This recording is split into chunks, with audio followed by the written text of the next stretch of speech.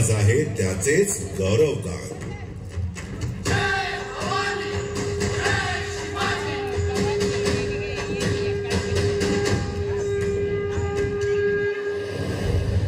अरबी समुद्र आणि सह्याद्री डोंगराच्या बरोबर आहे महाराष्ट्र.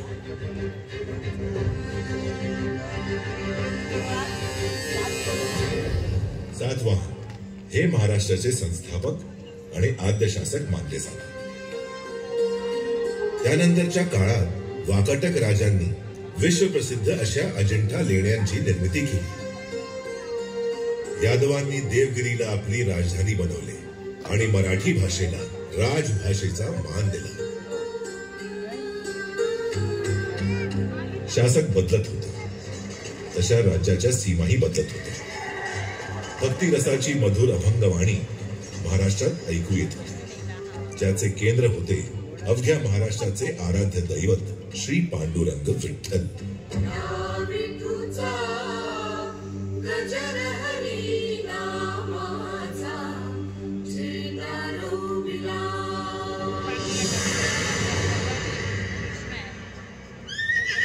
तेरावे शतक संपता संपता महाराष्ट्रात भयंकर उलथापालथीचा भीतीदायक काळ सुरू झाला. खिलजी वंशाचा आक्रमक शासक अलाउद्दीन खिलजी यांनी यादवांच्या देवगिरीवर हल्ला चढवला.